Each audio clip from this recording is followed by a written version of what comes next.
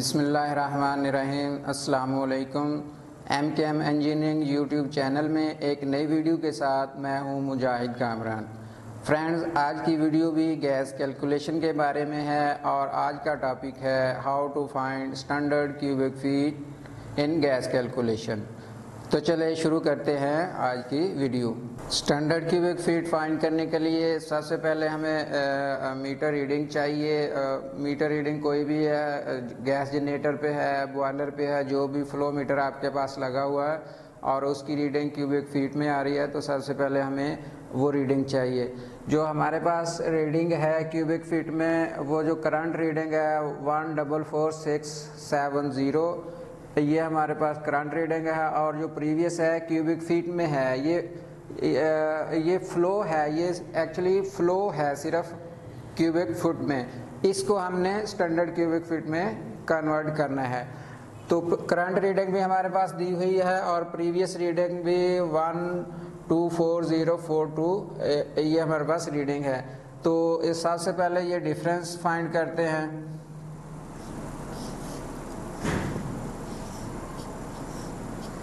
ये डिफरेंस हमारे पास cubic feet में आ जाएगा। ये कैलकुलेटर से फाइंड कर लेते हैं। 144670 और माइनस ये जो प्रीवियस रीडिंग है 124042।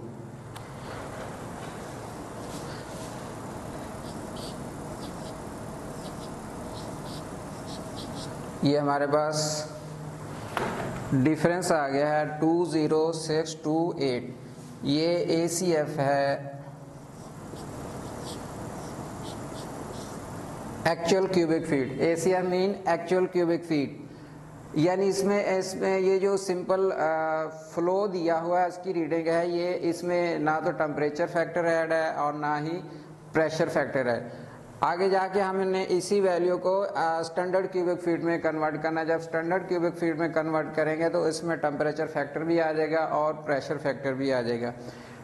स्टैंडर्ड क्यूबिक फीट फाइंड करने के लिए ये हमारे पास फार्मूला है। ये बॉयल्स एंड चार्ल्स लॉ जो गैस मेजरमेंट के लिए है, उसको अगर कंबाइन करें तो ये हमारे पास इक्वेशन आ जाती है P1V1/T1 is equal to P2V2 divided by T2। इसमें हमारे पास V1 है, ये एक्चुअली हमारे पास V1 है। वॉल्यूम 1 हमारे पास आ गया है 20628। ये V1 हमारे पास एक्चुअल वॉल्यूम जो है वो V1 है हमारे पास। ये जो अभी डिफरेंस निकला ये हमारे पास V1 है। और हमने इसके बाद V2, इसमें वॉल्यूम V2 फाइंड करना है, यानी स्टैंडर्ड क्यूबिक फीट फाइंड करना है। तो पहले इस इक्वेशन को सॉल्व करेंगे। ये इसको क्रॉस मल्टीप्लिकेशन कर देंगे। ये वैल्यू इससे मल्टीप्लाई हो जाएगी और ये वैल्यू इससे हो जाएगी। तो ये आ जाएगा हमारे पास। जब ये T2 इधर मल्टीप्लाई होगा तो ये T इधर आ जाएगा, P1V1 और ये T2 ऊपर आ जाएगा और इज इक्वल टू ये इधर क्रॉस मल्टीप्लाई हो जाएगा P2V2 और ये मल्टीप्लाई T1। ये इसको हमने क्रॉस मल्टीप्लाई किया तो ये P1V1 और T2 इधर ऊपर आ गया और उसके बाद P2V2 को T1 से मल्टीप्लाई कर दिया तो ये P2V2 और T1 ये आ गया। हमने जो फाइंड करना है, हमारे पास V1 दिया हुआ है, यहाँ पे हमारे पास वॉल्यूम 1 हमारे पास दिया हुआ है। हमने V2 फाइंड करना है। तो V2 फाइंड जब करेंगे तो ये आ जाएगा V2 हमने फाइंड करना है। तो ये V2 इधर आ जाएगा और ये हमारे पास बन जाएगा P1V1 T2 और V2 इधर आ गया तो ये इस साइड पे आके ये चेंज हो जाएगा। ये हमारे पास आ जाएगा P2 और T1। V2 हमने फाइंड करना है और V2 इस साइड पे आ गया और ये P2 और T1 ये यहाँ पे इक्वेशन ये हमारे पास ये आ गई। अब इसको फर्दर और अगर करें तो ये ऐसे आ जाएगा V2 is equal to V1 multiply P1 और मल्टीप्लाई T2 और डिवाइडेड बाई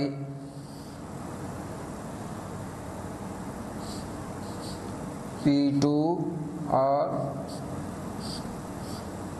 T1। हमने इसमें V2 फाइंड करना है। ये वैल्यू हमारे पास V1 की दी हुई है। अब ये वैल्यू P1 और P2 और T1 ये क्या है, ये मैं अभी आपको बताता हूँ। ये वैल्यू जो है अब इसमें पुट करते हैं। तो V2 फाइंड करते हैं। V2 आ गया था हमारे पास V2 is equal to V1 multiply P1 multiply T2 और divided by P2 multiply T1। तो ये V2 आ जाएगा। V1 हमारे पास है, हम अभी हमने पहले फाइंड किया था। V1 जो है यानी एशिया एक्चुअल क्यूबिक फीट जो है हमारे पास वो रीडिंग डिफरेंस जो था वो V1 था हमारे पास 20628।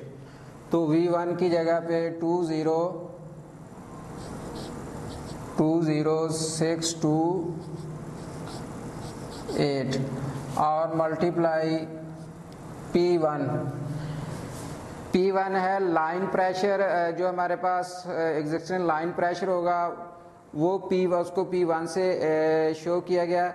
इस इक्वेशन में जो 1 के साथ शो किया गया ये हमारी एग्जिस्टिंग कंडीशंस हैं, यानी लाइन टेम्परेचर भी V1 उसको 1 से शो किया है, प्रेशर को भी 1 से के साथ शो किया गया है। जो हमने फाइंड करनी है यानी V2 फाइंड करना है, स्टैंडर्ड वैल्यूज फाइंड करनी है, उनके साथ V2 है। तो ये P1 है gauge pressure plus atmospheric pressure. Gauge pressure हमारे पास जैसे कि इससे पहली वीडियो में हमने गेज प्रेशर लिया था 1.5, इसमें भी 1.5 ले लेते हैं। 1.5 प्लस एटमॉस्फेरिक प्रेशर आ जाएगा। तो इनको दोनों को प्लस कर देते हैं। 1.5 प्लस 1.01325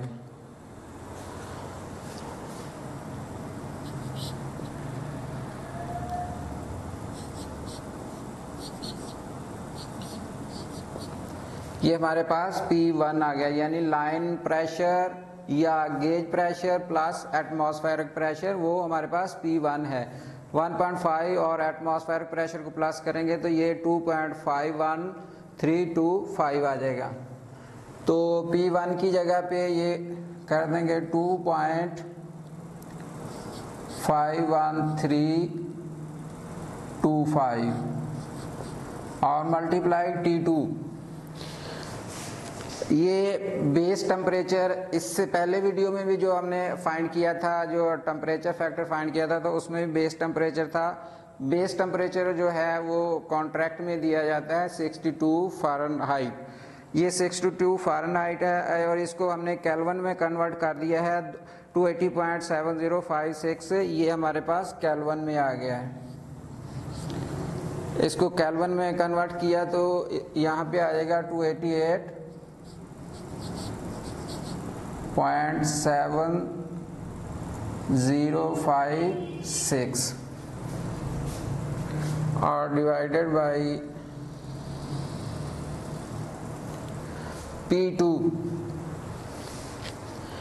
P2 भी इससे पहले जो उसमें फाइंड किया था हमने temperature factor pressure factor find किया था, उसमें P2 था कॉन्ट्रैक्ट बेस प्रेशर।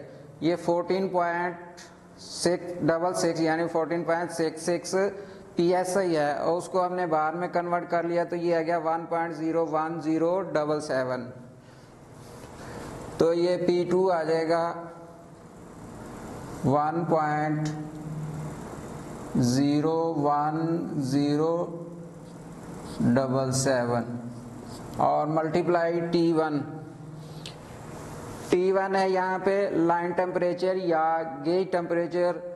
ये हमारे पास 27 सेल्सियस है।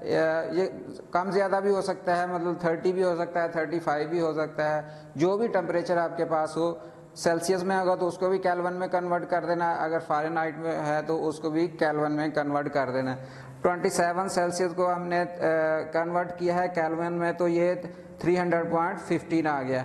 तो ये T1 की जगह पे हमारे पास 300.15 आ जाएगा। 300.15 तो यहाँ पे आ जाएगा। ये V2 हमने फाइंड करना है।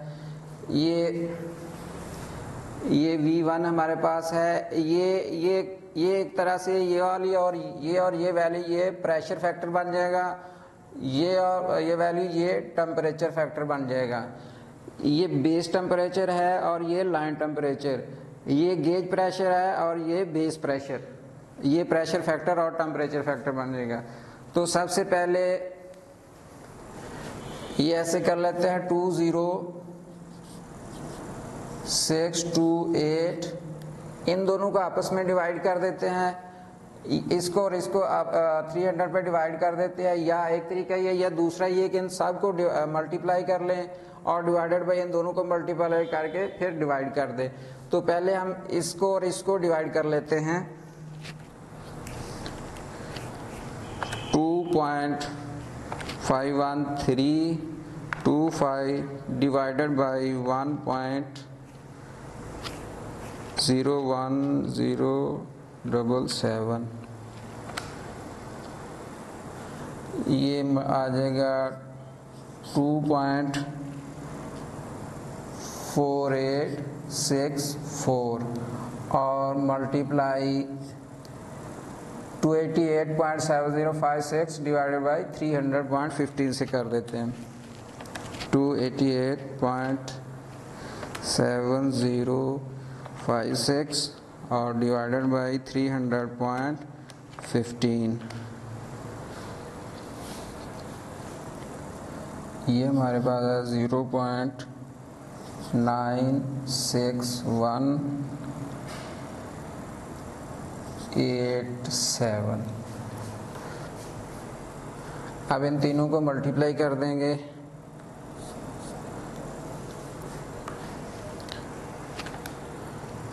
टू 0.628 मल्टीप्लाई 2.4864 और मल्टीप्लाई 0.96187,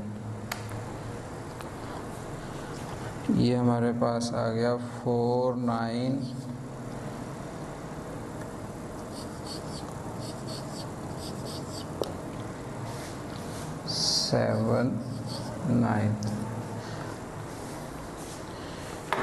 ये हमारे पास V2 आ गया 49333.79। ये स्टैंडर्ड क्यूबिक फीट आ गया। V2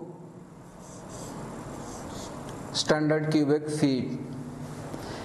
ये इसमें जो हमारे पास फ्लो दिया हुआ था उसमें हम टेम्परेचर फैक्टर नहीं था और प्रेशर फैक्टर नहीं था। हमने पहले ये टेम्परेचर फैक्टर और प्रेशर फैक्टर को इसके साथ मल्टीप्लाई किया, तो हमारे पास जो एक्चुअल क्यूबिक फीट था उसको हमने स्टैंडर्ड क्यूबिक फीट में कन्वर्ट कर लिया। तो ये हमारे पास आंसर आ गया, यानी V1 हमारे पास पहले था और V2 हमने फाइंड कर लिया।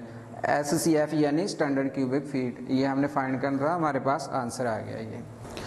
तो हमारे पास V2 आ गया है 49333.79 SCF यानी स्टैंडर्ड क्यूबिक फीट।